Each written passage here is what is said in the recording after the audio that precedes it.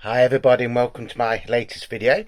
I'm sorry you've had to wait a few days for my latest video to arrive.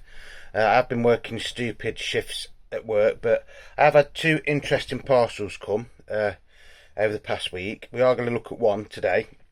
First I'll give you a little bit of information that I found out about it on the internet.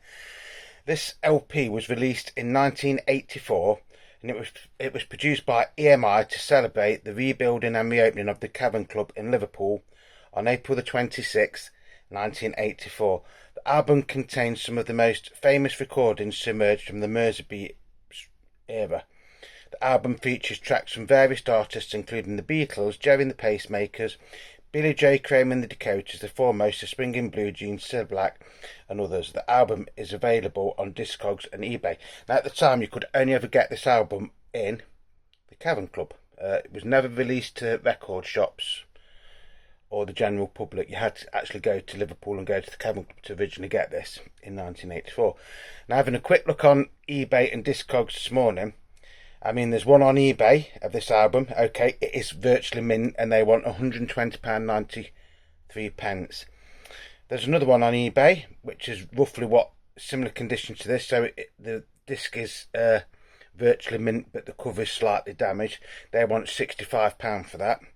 And then there's another one on eBay, again, similar sort of condition to the one that I've got. They want £79.99 plus post and packaging. So, like I say, this album officially was never released to the general public. To get a copy of this album you had to go to the newly rebuilt and reopened Cavern Club in Liverpool in 1984. Now I can remember going in the mid-80s and you could still get this LP at the Cavern Club then. As far as I know, it has never ever been officially released on CD, although there is probably bootlegs of it available. And the album is just called A Tribute to the Cavern. Mine came last week.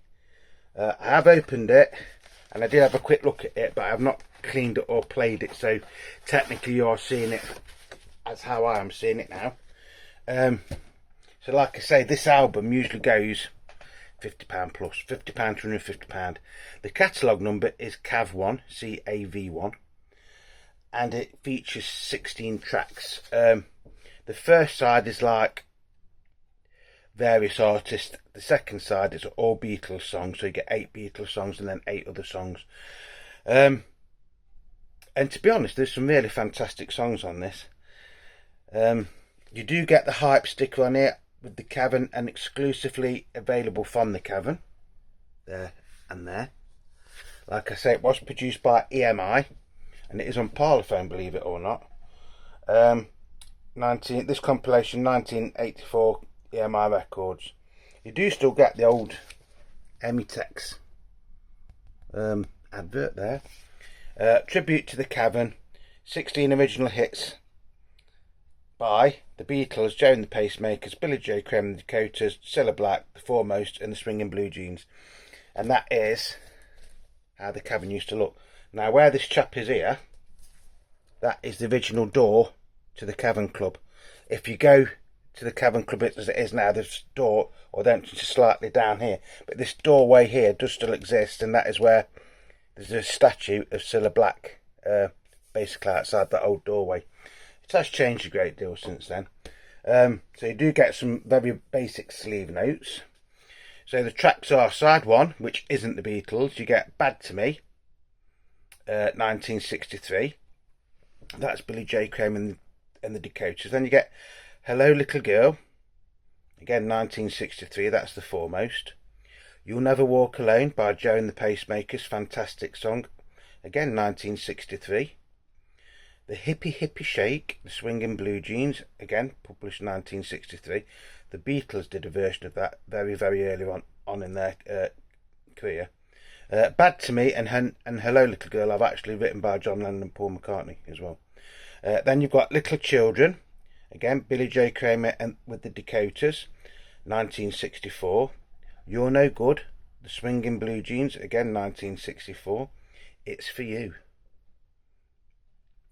lovely song, 1964 by Cilla Black. And then side 1 finishes off with Ferry Across the Mersey, 1964 by Joe and the Pacemakers. So that gives you a rough idea of what Merseybeat or the Merseysound was all about.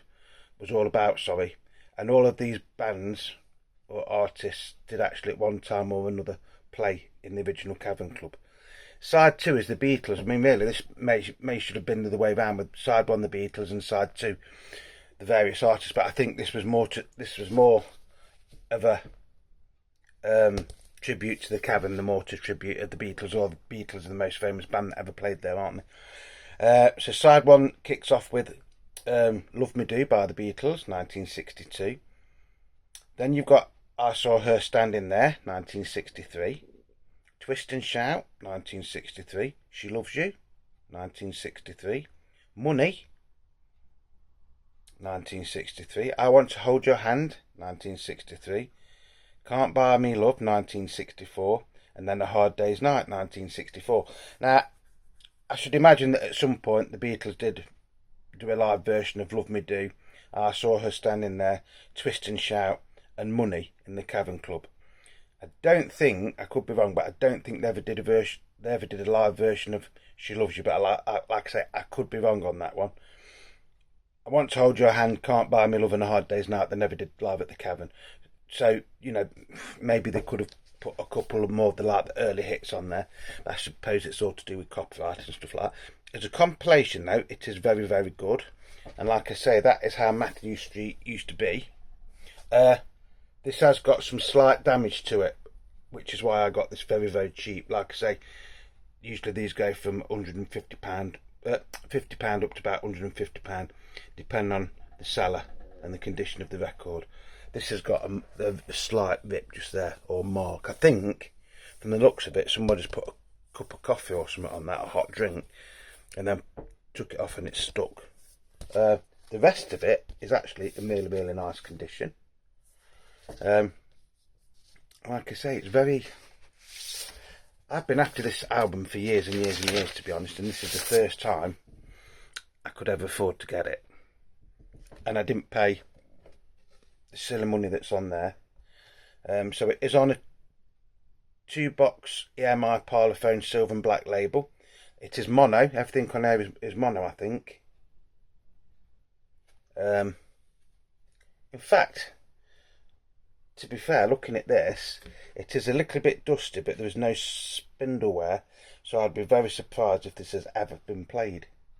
And you do get the Cavern logo on the label, so that is side 1. I hope you can see these okay. I'm having to do it, it's a bit dark in my room today. And then that is side 2.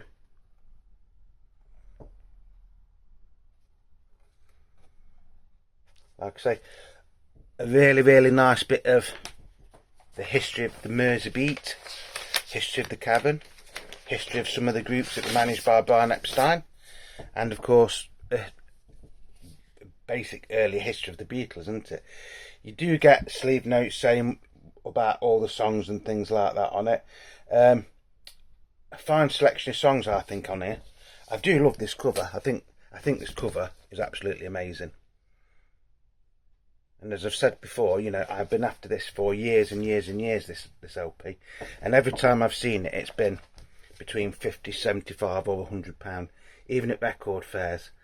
I did see a copy once in, where was it? A record fair in Nottingham many, many years ago. And it was basically a battered up copy. The sleeve was all ripped and everything. I mean, yes, that's got a little bit of damage there, but if I didn't point that out to you, you probably wouldn't have even noticed that, to be honest. And I think that was 75 quid. And I'm going back probably 1986, maybe 1987. So yeah, I'm delighted to, at long last, have this in my collection. And it is what it says. It is basically a tribute to the Cavern Club.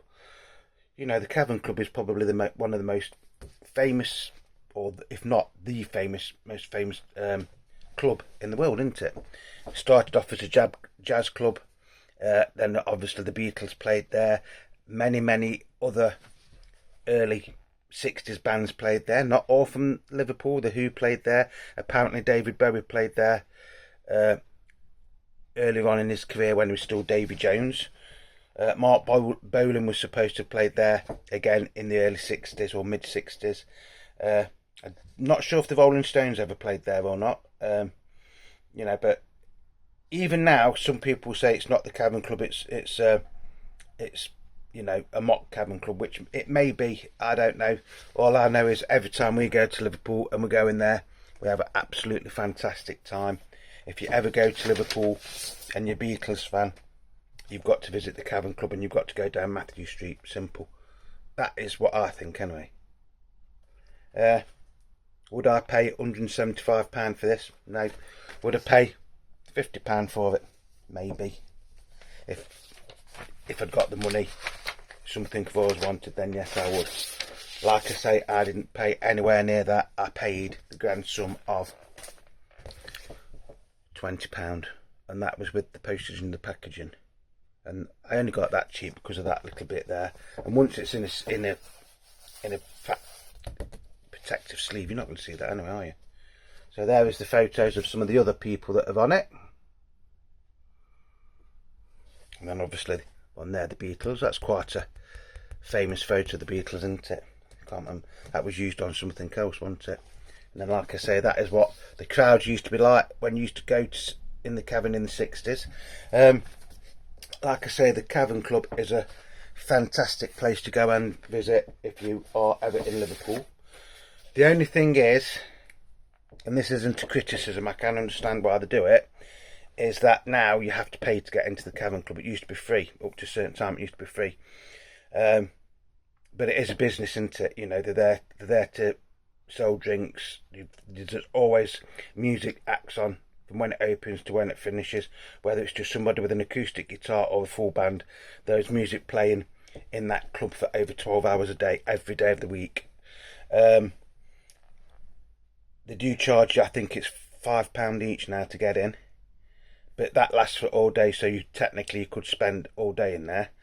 The beer, if you like a drink of beer when you're down there, is okay. It's not overly priced. It is a little bit more expensive than some of the other drinking establishments around it, but it's not over the top.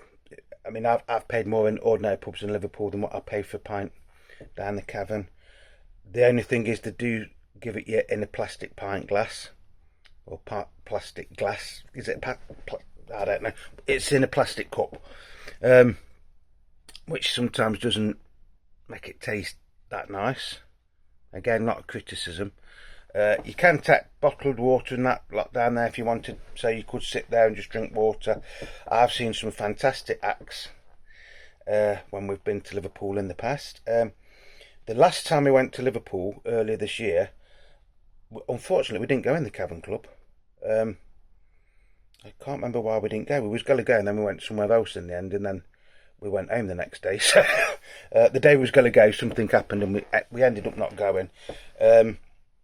Liverpool is a fantastic place. I can't recommend Liverpool enough. And like I say, if you do ever go to Liverpool, you've got to go down Matthew Street and you've got to go to this place, the Cavern Club. Whether it's the original Cavern Club, it isn't the original Cavern Club. I can tell that now. Even Ringo Starr, when he's been, he says no, it used to be further down, but I think it is in the vicinity, and it's like basically an exact replica, if you want to be funny about it. It's still the Cavern Club. It's still called the Cavern Club. And yeah, it is a magical place to go.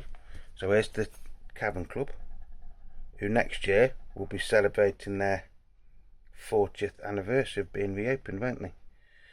Like I say, I've had many a good time there. Sue loves it down there. We did see one bloke, and he looked, I don't know how to describe this. He didn't look like he was old enough to really remember the Beatles, and he probably didn't. He probably only in his early 20s, and he had like long curly hair, and he had like a scruffy beard.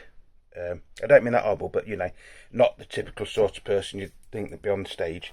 And he just got on with an acoustic guitar, and it got the drawings of like John and Yoko, because there's one into where John's doing his bed in peace, and he did some drawings, didn't he, on his guitar. Well, he'd sort of like done that on his, and he is one of the best people I've ever seen in the Cavern Club. Whatever you shouted out, he could play. He was really into it. He was laughing and joking with the audience and everything. Fantastic. I just wish that I could remember his name. I've only ever seen him the once every time we've been since then. Never seen him again. He was really into it. The chap that owns it or runs it now usually does the first few spots in the afternoon. He looks a bit like Paul Weller, to be honest. Again, brilliant singer. Really engages with the audience. And he'll say, now we're going to do, for any Ringo fans, we all live in the Yellow Submarine. And everybody in the cavern will sing along to it. Like I say, it's a fantastic place. But if you do ever see this, like I say, it is a fairly hard Beatles related album to get. And I'd be very surprised if any of my friends in America, like Beatle Brad and Beatleman 69, have ever even heard of this album, let alone ever seen a copy of it. You might be able to get it on bootleg in other countries, but like I say, in the UK, the only place you could ever get this officially was the Cavern Club in 1984. So for what I've paid for that, I'm absolutely over the moon. I will be cleaning it and playing it later on. Stay tuned. There will be a couple of other videos coming in the next few days. I've also got another Beatles related album which is very, very hard to come by, to be honest. And again, for what I paid for that is nothing to what it usually goes for. Like I say, that usually goes £50 minimum. £50 minimum up to, I mean, there's one on there for 175, wasn't there? If you've got the money and you haven't got this and you really, really want it to complete a Beatles collection or Merseybeat collection, you'd buy this no matter what it's going to cost up to a certain point, aren't you? I think I've done okay with that for £20. What do you think, folks? Would you pay £20 for this? You probably would, wouldn't you? In all honesty, you probably would pay £20. You'd probably pay £50 for it, push came to shove. Maybe even up to 75. I mean, really, there's nothing on there that you can't get on other albums or singles or whatever. But you're paying for this because it's a bit like a one-off, isn't it? You know, it's never been re-released or anything like that. And like I say, it's never been officially released on CD. So yeah, you know, this is going to sit proudly in my collection. And that's about it, folks. So whatever you're doing, please stay safe. If you've got a copy of this, tell me, you know, did you get it from Liverpool? Have you bought it off the internet like I've had to do? What did you pay for it? What do you think of the sound quality? Because I think George Martin did produce most of these, didn't he, apart from tracks 4 and 6 on side 1, which are the Swingin' Blue Jeans side, which were produced by Walter J. Ridley. Everything else is George Martin production. And as far as I know, these weren't remastered or remixed. They are the original mixes that came out for these singles or album tracks. Well, there was all singles, weren't they, basically, nearly all singles. You do get a brief history of each band as well, so that's well worth having. Remember, you are the Beat in Beatle Dave. Thank you to everybody that is subscribing to my channel. You are doing me amazing things at the minute. Because I've been at work, I haven't been able to look at my subscriptions and stuff like that. I did do a little poll the other day, which a few of you have joined in. You know, so a big thank you to subscribers past, present and future. You know, you're all wonderful, wonderful people, and I do mean that. Like I said, you are the Beatle Dave. You are part of my channel and you're part of my life, you know. If you're not subscribed, by the way, just think about subscribing. It does help YouTube to promote my videos and things like that. If you've got friends that like the Beatles or they're into record collecting or, you know, things like that, just say, check out Beatle Dave, you know. Doesn't cost anything to watch it, does it? You know, and then if you like it and you subscribe, it doesn't cost anything, so it's win-win, isn't it? So that's going to be it for now. Check out some other channels. I am just going to give a quick shout out to a couple of channels. Not that they need any help or anything, it's just basically thank yous, because they do comment on some of my videos. So first I'm going to give a shout out to Beat Brad, who lives in America. Check out his channel, it's fantastic. He's got loads of memorabilia, he's got some fantastic albums, and usually has some little stories to tell it along the way. Then there's my mate Beatley Tones Beatles channel. Again, he doesn't need any plugs, he's doing fine. Again, fantastic channel, very knowledgeable bloke, lovely bloke actually. But I'm going to go, I want to try and meet up with Beatley Tone one day and go for a couple of beers, and I think we could exchange a few stories, because I think we are similar age. I think he might be slightly older than me, but I think we've got similar sort of backgrounds and into how we got into the Beatles, because we both used to be punk rockers or like punk rock. So that's another one. There's Beatle Dustino in America. Again, he basically does show and tell. He'll show you a CD and tell you, you know, all about it. He's just got some memorabilia and some records off his cousin, I think. I was watching a couple of his the other day. Then there's Nick's Vinyl Butty. Nick is a very down to earth sort of bloke. He says it as he sees it. Very knowledgeable, very funny. You will walk away with a smile on your face. And the last one will probably be PC31, the Vinyl Policeman. I haven't been able to watch your channel for a while now,